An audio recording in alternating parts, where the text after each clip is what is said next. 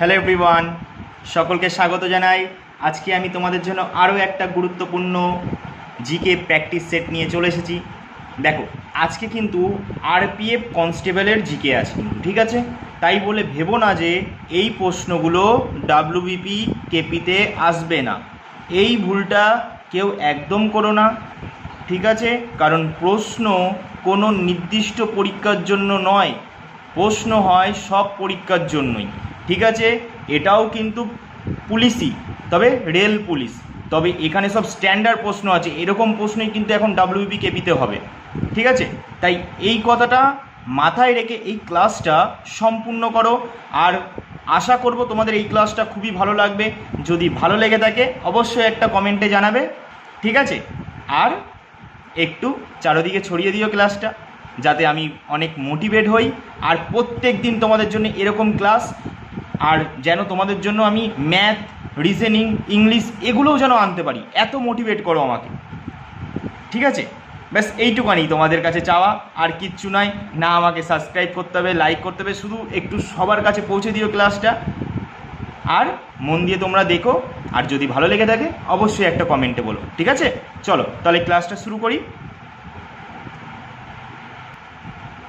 দেখো, তাহলে 1 নম্বর প্রশ্ন কি বলেছে, দেখো ক্লাসটা মন দিয়ে দেখবে, দুর্দান্ত একটা ক্লাস হবে, এইটুখানি তোমাদের বলতে পারি। চলো দেখো, মণিপুর দিবস পালন করা হয় কোন তারিখে? প্রথম প্রশ্নটাই একদম অসাধারণ একটা প্রশ্ন দিয়েছে। মণিপুর দিবস পালন করা হয় কোন তারিখে? কি হয়ে যাবে এর অ্যান্সার? তার আগে অ্যান্সার জানার আগে এর সম্বন্ধে একটু কিছু জেনে নিই।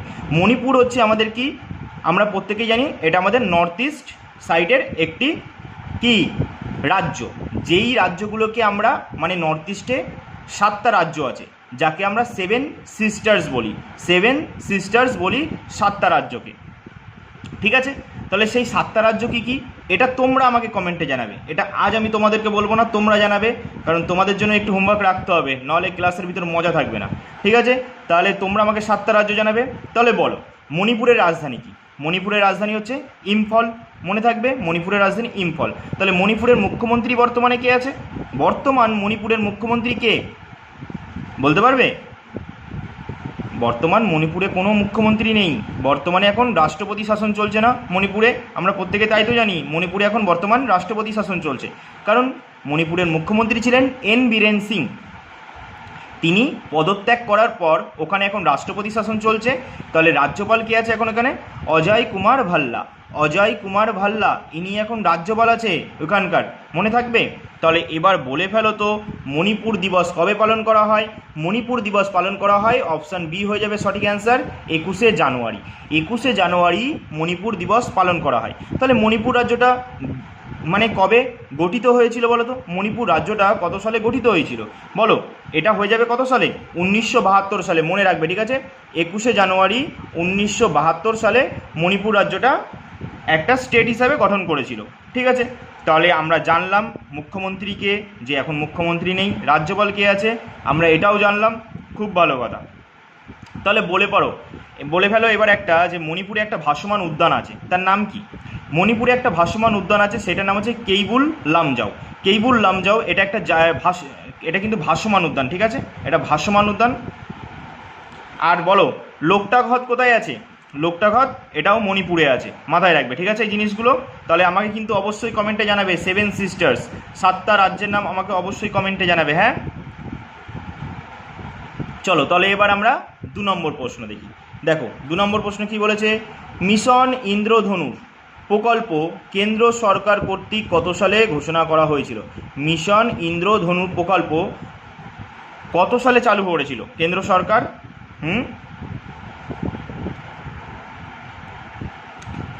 আচ্ছা চলো তো মণিপুর থেকে আরও কয়েকটা প্রশ্ন জেনে নিই।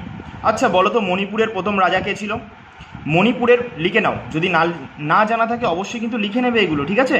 দেখো, মণিপুরের প্রথম রাজা ছিল তাংজা লীলা, ঠিক আছে? তাংজা লীলা, মাথায় রাখবে, কি বললাম? তাংজা লীলা, মাথায় থাকবে। তারপর বলো তাহলে, যে পরের প্রশ্নের অ্যান্সারটা কি হয়ে যাবে? মিশন ইন্দ্রধনুষ প্রকল্প কেন্দ্র সরকার কর্তৃক কত সালে ঘোষণা করা হয়েছিল?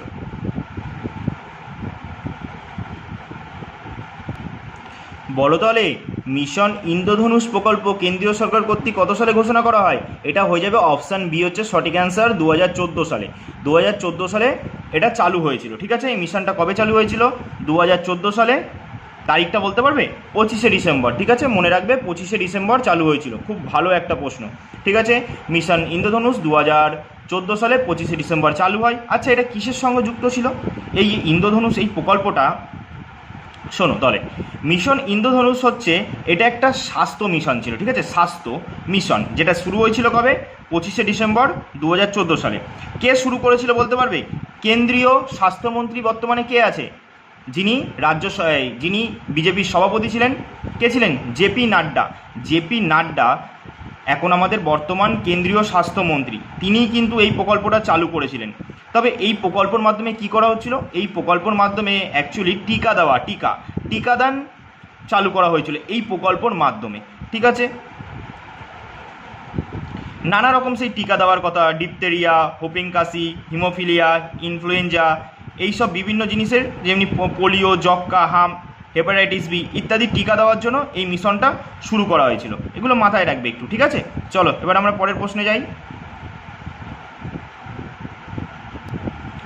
দেখো 3 নম্বর প্রশ্ন কি বলেছে? বলেছে কালপুরুষ চরিত্রটির স্রষ্টাকে। আমরা প্রত্যেকেই জানি যে কালপুরুষ চরিত্রের স্রষ্টা কে হয়ে যাবে? অপশান তিনের অপশান বি হয়ে যাবে সঠিক অ্যান্সার, সমরেশ মজুমদার। সমরেশ মজুমদার কালপুরুষ চরিত্রের স্রষ্টা। ঠিক আছে, তো কালপুরুষ চরিত্রের যদি বলে স্রষ্টাকে, সমরেশ মজুমদার। ঠিক আছে, চলো এবার এখান থেকে আমরা কিছু চরিত্রের স্রষ্টার কথা চলো জানি একটু। চলো দেখি কারা কারা বলতে পারো বা কাদের মনে আছে এগুলো বলো। টেনিদা চরিত্রের স্রষ্টাকে? টেনিদা নারায়ণ গঙ্গোপাধ্যায়। যদি বলা হয় যে বাটুল দি গ্রেট, নন্টে ফন্টে, হাদাবোদা এই চরিত্রগুলির স্রষ্টাকে, তাহলে হয়ে যাবে নারায়ণ দেবনাথ। নারায়ণ দেবনাথ হয়ে যাবে কিন্তু এক্ষেত্রে কিন্তু। তাই এই জিনিসটা একবারে গুলিয়ে ফেলবে না। ঠিক আছে, যদি টেনিদা বলে নারায়ণ গঙ্গোপাধ্যায়, আর বাটুল দি গ্রেট, নন্টে ফন্টে, হাদাবোদা এইসব চরিত্র বললে নারায়ণ দেবনাথ। তাহলে ঘানাদা চরিত্র যদি বলে প্রেমেন্দ্র মিত্র। ঘানাদা বললে প্রেমেন্দ্র মিত্র। আচ্ছা, টম অ্যান্ড জেরি বলবে এই চরিত্রটির স্রষ্টাকে? উইলিয়াম হানা। মনে রাখবে সৌরভ গাঙ্গুলির মেয়ে কি? সানা। তাহলে ওই সানা দিয়ে উইলিয়াম হানা টম অ্যান্ড জেরির কি? টম অ্যান্ড জেরি চরিত্রের স্রষ্টা। এটা মাথায় রাখবে। ঠিক আছে এগুলো। আর যদি বলা হয়েছে মোটু পাতলু চরিত্রের স্রষ্টাকে, বলতে পারবে? মোটু পাতলু বা ছোটা ভীম এই দুটো বলতে পারবে? শোনো তাহলে, মোটু পাতলু চরিত্রের স্রষ্টা হচ্ছে কি? নীরাজ বিক্রম। মোটু পাতলু নীরাজ বিক্রম। আর যদি বলা হয় যে ছোটা ভীম, রাজীব চিলাকা। মনে থাকবে। চলো এবার আমরা পরের প্রশ্ন দেখি। 4 নম্বর প্রশ্ন, ক্রিকেটার কেশব মহারাজ কোন দেশের হয়ে প্রতিনিধিত্ব করে? খুব সহজ একটা প্রশ্ন। আমরা ওনাকে খেলায় অনেকবার দেখেছি, ভারতের বিপক্ষে অন্য দেশের হয়ে খেলে। ক্রিকেটার কেশব মহারাজ কোন দেশের হয়ে প্রতিনিধিত্ব করেন? তিনি সেই দেশেরই প্লেয়ার, অবশ্যই ভারতের যে কোনো দেশেরই তিনি বিরুদ্ধেই খেলবেন, যেহেতু তিনি সেই দেশের প্লেয়ার। দেখো তাহলে 4-এর অ্যান্সার কী হয়ে যাবে? 4-এর অ্যান্সার হয়ে যাবে অপশান এ। তিনি হচ্ছে দক্ষিণ আফ্রিকার প্লেয়ার। তিনি কোন দেশের প্লেয়ার? দক্ষিণ আফ্রিকার প্লেয়ার। আচ্ছা, দক্ষিণ আফ্রিকার কটা রাজধানী আছে? 3টে রাজধানী আছে, তাই তো? দক্ষিণ আফ্রিকার 3টে রাজধানী আছে। কী কী সেই রাজধানীগুলো বলতে পারবে? 3টে রাজধানী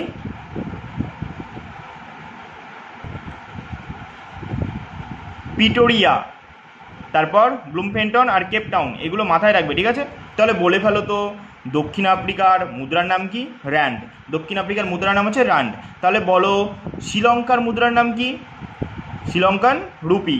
আমরা প্রত্যেকেই জানি শ্রীলঙ্কার রাজধানী কি? শ্রী জয়াবর্ধনা পুরাকোট্টে। আর যদি বলা হয় যে শ্রীলঙ্কার সর্বোচ্চ শৃঙ্গ কি? পেদুরু তালাগালা। তাহলে বলো নেপালের রাজধানী কি? কাঠমান্ডু। আমরা কিছুদিন আগেই দেখলাম কি নেপালে বাংলাদেশের মতো অবস্থা হয়ে গেছিলো। ওখানে বিভিন্ন ওয়েবসাইট, তোমার বিভিন্ন সোশ্যাল নেটওয়ার্ক ব্যান করে দেওয়ার ফলে এই জিনিসটা বিশাল বড় হাঙ্গামায় পরিণত হয়ে গেছিলো। বাট কারণ ছিল কিন্তু অন্য। ঠিক আছে, শুধু ভাববেই না যে ওই সোশ্যাল নেটওয়ার্ক বন্ধ করার জন্য যে নেপালে এত বড় ঘটনা ঘটলো, এই জিনিসটা একদমই নয়। কারণ ছিল অনেক বড়। ঠিক আছে, যার কারণের অবসান ঘটিয়েছে নেপালের জনগণরা। আমরা চাইবো এরকম অবসান যাতে আমাদের পশ্চিমবঙ্গেও ঘটে, নাহলে আমাদের পশ্চিমবঙ্গের অবস্থা শেষ। ঠিক আছে, তাই সবাই মিলে 2026-এ অবশ্যই খেলাটা দেখিয়ে দিও, তাহলেই সমস্ত স্টুডেন্ট দেখবে আবার আগের জায়গায় ফিরে গেছে, তারা পড়াশোনা আবার করছে, ভালোভাবে চাকরি নিয়ে চলে যাচ্ছে। ঠিক আছে, তাহলে বলে ফেলো নেপালের এখন অন্তর্বর্তীকালীন সরকারের প্রধান কে আছে? সুশীলা কার্কি। সুশীলা কার্কি তিনি এখন বর্তমান ওখানে প্রধানমন্ত্রী। ঠিক আছে, মাথায় রাখবে এইগুলো। চলো তাহলে এবার পরের প্রশ্ন যাই। 5 নম্বর কি বলেছে? শক্তিস্থল কোন ব্যক্তির সমাধিস্থল? শক্তিস্থল কার সমাধিস্থল? শক্তিস্থল বলেছে, শক্তি, শক্তি কথা দিয়ে এরকম মাথায় রাখবেন যে আমাদের ভারতের কোন মহিলা বেশি শক্তিস্থল ছিলেন, যিনি আমাদের ভারতের প্রথম মহিলা প্রধানমন্ত্রী। যদি বলা হয় শক্তিস্থল কার সমাধিস্থল, অবশ্যই অপশান বি হয়ে যাবে সঠিক অ্যান্সার, ইন্দিরা গান্ধী। ইন্দিরা গান্ধীর সমাধিস্থল হচ্ছে শক্তিস্থল। আর রাজীব গান্ধীর যদি বলা হয়, তাহলে প্রত্যেকে জানি রাজীব গান্ধী হচ্ছে বীরভূমি, তাই তো, রাজীব গান্ধীর হচ্ছে বীরভূমি। যদি বলা হয় যে এপিজে আব্দুল কালামের সমাধিস্থল কোথায় আছে, তাহলে কি হয়ে যাবে? সেটা হয়ে যাবে আমাদের তামিলনাড়ুর কি রামেশ্বরম। এগুলো মাথায় রাখবে, হ্যাঁ অবশ্যই। চলো আচ্ছা বলো তো প্রথম অকংগ্রেসি প্রধানমন্ত্রীর নাম কি? মানে আমরা প্রত্যেকেই জানি প্রথম যখন ভারত স্বাধীন হয় তখন ভারতের যতগুলো রাজ্য ছিল ততগুলো রাজ্যেই জাতীয় কংগ্রেসের সরকার ছিল, কিন্তু আস্তে আস্তে এই সরকারের পতন ঘটতে থাকে। এক সময় যে এই সরকার পড়ে যায়, তারপরে প্রথম অকংগ্রেসি সরকারের প্রধানমন্ত্রী কে হয়েছিল? মোরারজি দেশাই হয়েছিল। তিনি কিন্তু সবথেকে বয়স্ক প্রধানমন্ত্রী, এটাও মাথায় রাখবে কিন্তু। আর ইনিই কিন্তু ভারতের একমাত্র প্রধানমন্ত্রী যিনি পাকিস্তানের সর্বোচ্চ পুরস্কার পেয়েছে। পাকিস্তানের সর্বোচ্চ পুরস্কারের নাম কি? নিশান ই পাকিস্তান। এই পুরস্কারটা মোরারজি দেশাই পেয়েছেন, ইনিই একমাত্র ভারতীয় প্রধানমন্ত্রী। আবার ইনিই একমাত্র প্রধানমন্ত্রী যার জন্মদিন 4 বছর অন্তর অন্তর আসে। কেন তার জন্মদিন 4 বছর অন্তর অন্তর আসে? কারণ তিনি লিপ ইয়ারে জন্মগ্রহণ করেছিলেন, তাই তার জন্মদিন 4 বছর অন্তর অন্তর আসে। চলো এবার তাহলে আমরা পরের প্রশ্নে যাই। 6 নম্বর প্রশ্ন কি বলেছে? 58তম জ্ঞানপীঠ পুরস্কার পেলেন কে? খুব ভালো একটা প্রশ্ন, এটা 58তম। তাহলে বলে ফেলো 58তম জ্ঞানপীঠ পুরস্কার কে পেয়েছেন? কি হয়ে যাবে? অপশান কি? অপশান বি হয়ে যাবে সঠিক অ্যান্সার, জগৎগুরু রাম ভদ্রাচার্য। তবে মনে রাখবে এটা কিন্তু 58তম, ঠিক আছে, এটা 58তম জ্ঞানপীঠ পুরস্কার কিন্তু। তাহলে কী হবে? জগৎগুরু রাম ভদ্রাচার্য সঠিক অ্যান্সার হয়ে গেল। ঠিক আছে, আচ্ছা বলো তো আমরা একটু জ্ঞানপীঠ পুরস্কারের সম্পর্কে জানি, চলো। ঠিক আছে, 58তম তো পেয়েছেন আমরা জানলাম সবাই, জগৎগুরু রাম ভদ্রাচার্য, এটা আমরা জানলাম, সেদিকে কোনো সন্দেহ নেই, কারোরই নেই, একটুও সন্দেহ নেই, এটা আমরা জানলাম। ঠিক আছে, খুব ভালো কথা। আচ্ছা তারপরে বলো ইনি কোন ভাষার লেখক ছিলেন বলতে পারবে তোমরা? জগৎগুরু রাম ভদ্রাচার্য ইনি কিন্তু মনে রাখবে তোমরা উর্দু কবি, কিন্তু উর্দু কবি ও গীতিকার ইনি একজন। ঠিক আছে, ইনি কি বললাম? এই জগৎগুরু রাম ভদ্রাচার্য ইনি একজন উর্দু লেখক। ঠিক আছে, উর্দু কবি ও গীতিকার।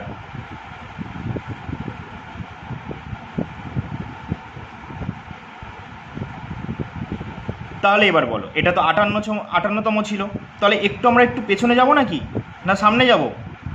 হ্যাঁ, তাহলে বলো একটু পেছনে যাই, এক ঘর পেছনে যাই, চলো। তাহলে বলো তো 57তম জ্ঞানপীঠ পুরস্কার কে পেয়েছিল?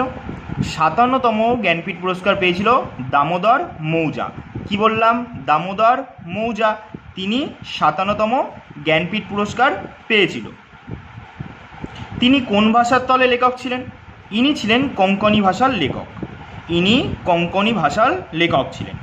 তাহলে এবার আমরা চলে আসি যে বর্তমান কততম জ্ঞানপীঠ পুরস্কার গেল। দেখো এবছর 2025-এ 59, ঠিক আছে, কত বললাম? 59তম জ্ঞানপীঠ পুরস্কার কে পেয়েছেন এবছর কে পেয়েছেন? ছত্তিশগড়ের লেখক, মনে পড়ছে? বিনোদ কুমার শুক্লা, ছত্তিশগড়ের লেখক এবারের জ্ঞানপীঠ পুরস্কার পেয়েছেন। ইনি কোন ভাষার কবি? ইনি হচ্ছেন হিন্দি ভাষার কবি। আচ্ছা, এই যে পুরস্কারটা দেওয়া হয় এতে কি কি দেওয়া হয়? এই পুরস্কারে কিন্তু মনে রাখবে 11 লক্ষ টাকা দেওয়া হয়, একটা দেবী সরস্বতীর একটি ব্রোঞ্জের প্রতিমূর্তি প্রদান করা হয়। ঠিক আছে, আর ইনি কোন ভাষার লেখক ছিলেন? হিন্দি ভাষার লেখক ছিলেন। এগুলো কিন্তু মাথায় রাখতে হবে। এবার আমরা একটু জানি জ্ঞানপীঠ পুরস্কার কত সালে দেওয়া শুরু হয়েছে। আচ্ছা, জ্ঞানপীঠ পুরস্কার কত সালে দেওয়া শুরু হয়? 1961 সালে প্রথম দেওয়া শুরু হয়েছিল, কিন্তু সেবার কাউকে কিন্তু দেওয়া হয়নি। তাহলে দেওয়া প্রথম কবে হয়? 1965 সালে প্রথম কে পেয়েছিল? মালায়ালাম কবি জি শঙ্কর কুরুপ। তাহলে তার পরের বছরই 1966 সালে প্রথম বাঙালি হিসাবে জ্ঞানপীঠ পুরস্কার পান কে পেয়েছিলেন? তারাশঙ্কর বন্দ্যোপাধ্যায় গণদেবতার জন্য পেয়েছিলেন। আর প্রথম মহিলা যদি বলা হয় 1976 সালে আশাপূর্ণা দেবী কেন পেয়েছিলেন? প্রথম প্রতিশ্রুতির জন্য। আর দ্বিতীয় বাঙালি মহিলা বললে অবশ্যই মহাশ্বেতা দেবী হবে। ঠিক আছে, মনে থাকবে, এইগুলো কিন্তু মাথায় রাখতে হবে। ঠিক আছে, চলো এবার আমরা পরের প্রশ্নে যাই। দেখো 7 নম্বর প্রশ্ন কি বলেছে? পান্নালাল ঘোষ কোন বাদ্যযন্ত্রের সঙ্গে যুক্ত? খুব ভালো একটা প্রশ্ন। পান্নালাল ঘোষ কোন বাদ্যযন্ত্রের সঙ্গে যুক্ত? তাহলে বলে ফেলো, শারদ, সারঙ্গী, সেতার না বাঁশি? কী হয়ে যাবে? আচ্ছা চলো আমরা প্রথমে শারদের সঙ্গে যুক্ত কজনের নাম জানি। শারদের সঙ্গে যুক্ত কজনের নাম যদি বলা হয়, আমজাদ আলী খান, আলাউদ্দিন খান, আলী আকবর খান। খুব ইম্পর্টেন্ট একটা নাম মাথায় রাখবে, এছাড়াও আরও আছে, বাট এই তিনটে অবশ্যই মাথায় রাখবে। তারপর দেখো তো সারঙ্গী। সারঙ্গীর সঙ্গে বলতে পারবে কয়েকজনের নাম সারঙ্গীর সঙ্গে যুক্ত? বলো সারঙ্গীর সঙ্গে। আচ্ছা আমি বলছি, তোমরা শোনো। ওস্তাদ শাকুর খান, ওস্তাদ সুলতান খান, কি বললাম? ওস্তাদ শাকুর খান, ওস্তাদ সুলতান খান, রমেশ মিশ্র, সাবিরি খান, তারপর হচ্ছে পণ্ডিত রামনারায়ণ, বিন্দা খান, সাবরি খান। এ কটা নাম কিন্তু মনে রাখতেই হবে, আর এ কটার ভিতরেই তোমরা কমন পেয়ে যাবে পরীক্ষায়। ঠিক আছে, তারপর দেখো তো কী আছে। তারপর হচ্ছে সেতার। সেতারের সঙ্গে আমরা প্রত্যেকেই একটা নাম তো রিলেটেড সবাই আছে, এটা সবাই জানে যে সেতারের সঙ্গে যুক্ত পণ্ডিত রবিশঙ্কর, এই নামটা সবাই জানে। তারপরে আর কে কে আছে?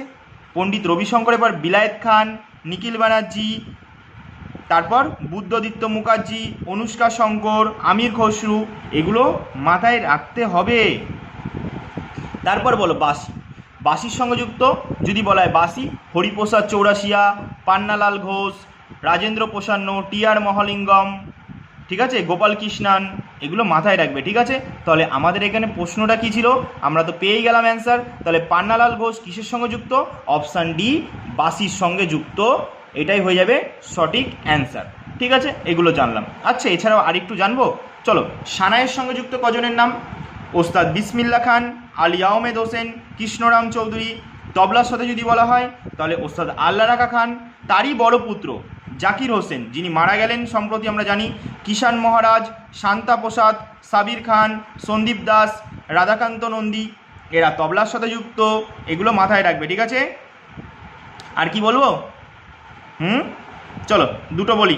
বেহালা বলো, বেহালার সঙ্গে যুক্ত কয়েকজনের নাম যদি বলি, টি.এন. কৃষ্ণাম, গোপাল কৃষ্ণান, ইহুদি মেনুইন, জুবিন মেহতা। তোমরা প্রত্যেকেই জানো। আর তোমরা নিশ্চয়ই জানো যে আসামের একজন সিঙ্গার জুবিন, উনি মারা গেলেন সম্প্রতি। তোমরা প্রত্যেকেই জানো সিঙ্গাপুরে মারা গেলেন। খুব ভালো গায়ক ছিলেন, ওনার গান তোমরা প্রত্যেকেই শুনেছো, আমিও শুনেছি। এমনকি খুব সুন্দর সুন্দর গান উনি আমাদের পশ্চিমবঙ্গ মানুষের জন্য হেভি হেভি গান করে গেছিলেন, এক এক সময় কাঁপিয়ে দিয়েছিলেন ওনার গানগুলো। বাট উনি এখন আর আমাদের মাঝে নেই, তবে নামটা দেখে মনে পড়ে গেল বলে বললাম। ঠিক আছে, চলো এবার আমরা পরের প্রশ্নে যাই। দেখি 8 নম্বর প্রশ্ন কি বলেছে? রানী কি ভাব কোন রাজ্যে অবস্থিত? রানী কি ভাব কোন রাজ্যে অবস্থিত? এটা প্রত্যেকেই আমরা জানি। রানী কি ভাব বলো।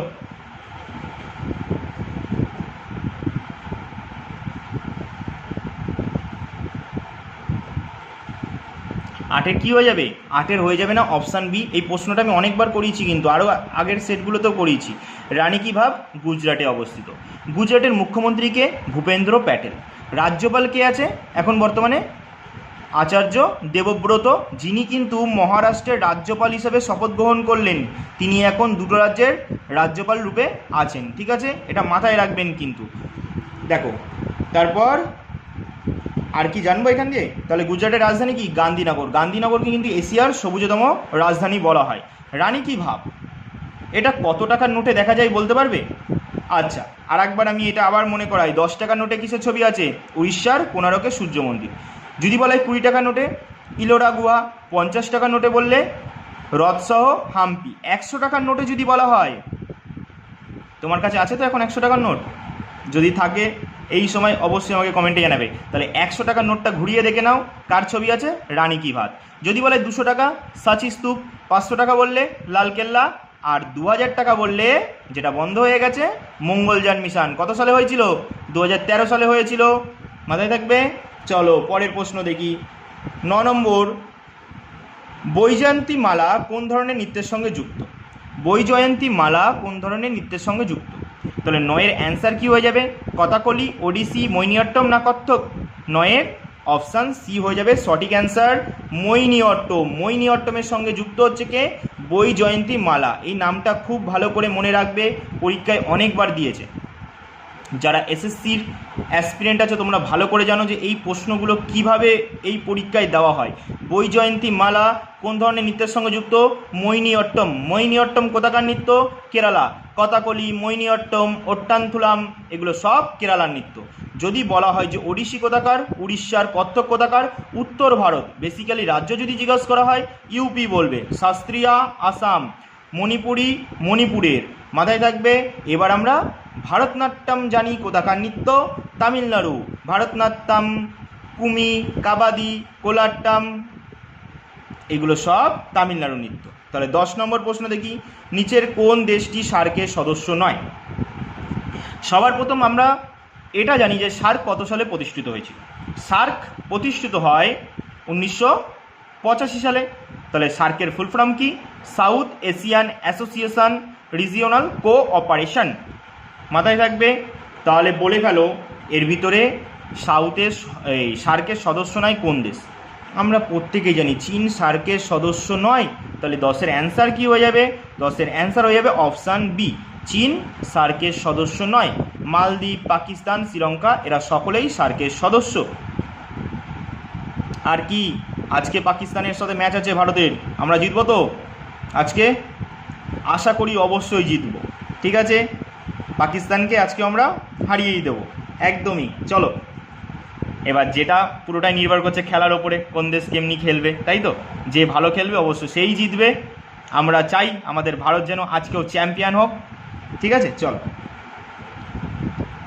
11 নম্বর প্রশ্ন, ইউনিসেফ এর সদর দপ্তর কোথায় অবস্থিত? ইউনিসেফের সদর দপ্তর কোথায়? ইউনিসেফের সদর দপ্তর 11 সি হয়ে যাবে সঠিক অ্যান্সার, নিউ ইয়র্ক। যদি বলে হচ্ছে, যদি তোমাদের প্রশ্ন আসে ইউনিসেফ, ইউএনডিপি, ইউএনও এর সদর দপ্তর কোথায়? New York. অ্যান্সার কী করবে? New York. আর যদি বলে ইউনেস্কোর সদর দপ্তর কোথায়? তাহলে প্যারিস। ফ্রান্সের রাজধানী প্যারিসে অবস্থিত। মাথায় থাকবে। চলো পরের প্রশ্ন দেখো। 12 নম্বর প্রশ্ন কি বলেছে? দেখো 12 নম্বর প্রশ্ন বলেছে ওপেরা হাউস। ওপেরা হাউস নিচের কোন দেশে অবস্থিত? তাই তো? তাহলে অ্যান্সারটা জানার আগে এখানে একটুখানি জানি, ইতালির রাজধানী কি? রোম। ইতালির মুদ্রা কি? ইউরো।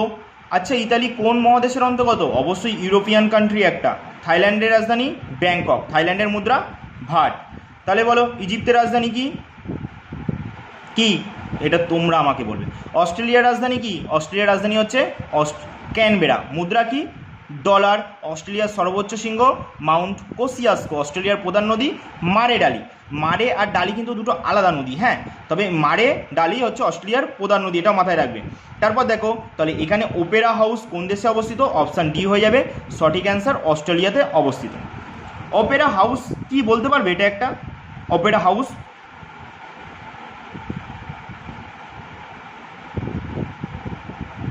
এটা অ্যাকচুয়ালি একটা থিয়েটার। একটা থিয়েটার, ঠিক আছে, পারফর্মিং আর্টসের জন্য একটা থিয়েটার। আর অ্যাকচুয়ালি অপেরা হাউস শব্দের অর্থ যদি তোমাদের প্রশ্ন আসে কখনো, তাহলে থিয়েটার অ্যান্সার করবে। অপেরা হাউস এই শব্দের অর্থ যদি জিজ্ঞাসা করে তাহলে থিয়েটার অ্যান্সার করবে। চলো পরের প্রশ্ন দেখি, কালাপানি কোন রাজ্যে অবস্থিত? কালাপানি কোন রাজ্যে অবস্থিত?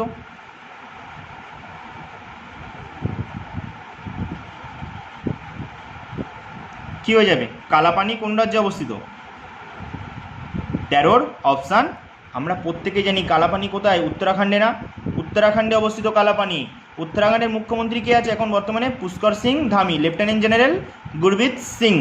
তাহলে গোয়ার মুখ্যমন্ত্রী প্রমোদ সাওয়ান্ত, রাজ্যপালকে অশোক গজপতি রাজু। মহারাষ্ট্রের মুখ্যমন্ত্রী দেবেন্দ্র ফড়নবিস, যিনি আমরা জানি বিজেপির হয়ে এখন ওখানকার মুখ্যমন্ত্রী হয়েছেন। তাহলে ওখানকার রাজ্যপাল কে আছে? কে আছে? আজকেই বললাম আমি, কে আছে বলো বলো, আজকেই। কেউ আবার বলে ফেলো না এটা যে সিপি রাধাকৃষ্ণন, উনি কিন্তু এখন আমাদের উপরাষ্ট্রপতি হয়ে গেছে। তাহলে বর্তমানে এখন রাজ্যপাল হিসেবে অতিরিক্ত দায়িত্বভার গ্রহণ করেছেন আচার্য দেবব্রত। কে? আচার্য দেবব্রত। তিনি কোথাকার রাজ্যপাল? গুজরাটের রাজ্যপাল। তাহলে কেরালার মুখ্যমন্ত্রী পিনারাই বিজয়ন, রাজ্যপাল কে আছে? রাজেন্দ্র আর্লেকার। তাহলে বলে ফেলো। পরের প্রশ্ন যাই এবার, 14 নম্বর প্রশ্ন। দেখো পরের প্রশ্নটা খুব ভালো প্রশ্ন, স্টার দিয়ে রাখবে। এটা বলেছে পয়েন্ট নিমো। পয়েন্ট নিমো কোন মহাসাগরে আছে? পয়েন্ট নিমো কোন মহাসাগরে আছে? এটা হয়ে যাবে অপশান বি, প্রশান্ত মহাসাগরে আছে। ঠিক আছে, এটা যদি আরেকটু অপশানটা সাজিয়ে দিত ভালো হতো। দক্ষিণ প্রশান্ত মহাসাগরে অবস্থিত, কিন্তু প্রশান্ত মহাসাগরের দক্ষিণে অবস্থিত পয়েন্ট নিমো। ঠিক আছে, এটা কি? পৃথিবীর ভূমি থেকে সবথেকে দূরে অবস্থিত, কিন্তু এটা পৃথিবীর ভূমি থেকে সবথেকে দূরে অবস্থিত। এটাকে আবার কিন্তু মহাসাগরীয় মেরুও বলা হয়, মহাসাগরীয় মেরুও। এর নামটি জুলস ভার্নের ক্যাপ্টেন নিমো থেকে নেওয়া হয়েছে। ঠিক আছে, যার অর্থ কি বলতে পারবে? কেউ নয়, যার অর্থ হচ্ছে কেউ নয়। এখানে অ্যাকচুয়ালি এটি মহাকাশযানের কবরস্থান নামেও পরিচিত। এই পয়েন্ট নিমোটা না মহাকাশযানের কবরস্থান নামেও পরিচিত, যেখানে নিষ্ক্রিয় যেই মহাকাশযানগুলো আছে না, সেগুলো সব এখানে জমা করা হয়। নিষ্ক্রিয় যত মহাকাশযান আছে সব এখানে জমা করা হয়, তাই মাথায় রাখবে এরকমভাবে। ঠিক আছে, চলো এবার পরের প্রশ্ন দেখি। দেখো 15 নম্বর প্রশ্ন কি বলেছে। দেখো স্লেটার বেটল্ট কিসের সঙ্গে যুক্ত? স্লেটার বেটল্ট কিসের সঙ্গে যুক্ত? 15 অ্যান্সার কি হয়ে যাবে? অপশান এ হয়ে যাবে সঠিক অ্যান্সার, বন সংরক্ষণের সঙ্গে যুক্ত। তাহলে স্লেটার বেটল্ট যদি বলা হয় কিসের সঙ্গে যুক্ত? বন সংরক্ষণের সঙ্গে যুক্ত, আমরা প্রত্যেকে জানি। তার পরের প্রশ্ন দেখো 16 নম্বর, বলেছে সমবর্ষণযুক্ত। সমবর্ষণ মানে তোমরা জানো তো? অবশ্যই জানো। সমবর্ষণযুক্ত অঞ্চলগুলি যে রেখা দ্বারা আবৃত থাকে, যেখানে মানে বৃষ্টিপাতযুক্ত অঞ্চলগুলোকে না একটা রেখা দ্বারা আবৃত করা হয়েছে, রেখা দ্বারা যুক্ত করা হয়েছে, সেই রেখাটার নাম তোমাদের বলতে বলেছে। সমবর্ষণযুক্ত অঞ্চলগুলিকে যে রেখা দ্বারা যুক্ত করা হয়েছে তার নাম সোলোর আইসো হাইট হবে, কিন্তু কেউ আর আইসো বার করে দিও না, আইসো হাইট হবে। অপশান সি সঠিক অ্যান্সার। সমবর্ষণযুক্ত অঞ্চলগুলিকে যে রেখা দ্বারা যুক্ত করা হয়েছে সেটা হচ্ছে আইসো হাইট। 17 নম্বর প্রশ্ন, ভারতীয় সুরক্ষা দিবস কবে পালন করা হয়? ভারতীয় সুরক্ষা দিবস কবে পালন করা হয়? তাহলে এটা কী হয়ে যাবে? খুব গুরুত্বপূর্ণ প্রশ্ন, স্টার দিয়ে রাখবে। ভারতীয় সুরক্ষা দিবস পালন করা হয় কবে? 17-এর অ্যান্সার হয়ে যাবে, দেখো অ্যান্সারটা দাগানো আছে, সরি একটু ক্ষমা করে দিও, দেখে নিলে তোমরা অ্যান্সারটা। ভারতীয় সুরক্ষা দিবস কবে পালন করা হয়ে যায়? তাহলে অ্যান্সার হবে অপশান বি হয়ে যাবে সঠিক অ্যান্সার, 4 মার্চ। 4 মার্চ ভারতীয় সুরক্ষা দিবস পালন করা হয়। ঠিক আছে, চলো তাহলে পরের প্রশ্ন দেখি এবার। দেখো 18 নম্বর প্রশ্ন কি বলেছে? স্বাধীনতার হীনতায় কে বাঁচিতে চায়? এই কবিতার রচয়িতা কে? দারুণ একটা প্রশ্ন। স্বাধীনতার হীনতায় কে বাঁচিতে চায়? এই প্রশ্ন হচ্ছে, অ্যান্সার হবে option D, Rangalal Bandyopadhyay. Rangalal, option D হয়ে যাবে সঠিক অ্যান্সার। স্বাধীনতার হীনতায় কে বাঁচিতে চায়, এটা বলেছিলেন এই কবিতার রচয়িতাকে, রঙ্গলাল বন্দ্যোপাধ্যায়। তাহলে 19 নম্বর প্রশ্ন কি? কিডনিতে যে পাথর তৈরি হয় তার উপাদান কি? কিডনিতে যে পাথর তৈরি হয় তার উপাদান কী হয়ে যাবে? Calcium oxalate. ক্যালসিয়াম অক্সালেট, কিডনিতে যে পাথর তৈরি হয় তার উপাদান হচ্ছে ক্যালসিয়াম অক্সালেট। ঠিক আছে, চলো এবার আমরা 20 নম্বর প্রশ্নে যাই। তানসেন নিচের কোন সুফি সাধকের শিষ্য ছিলেন?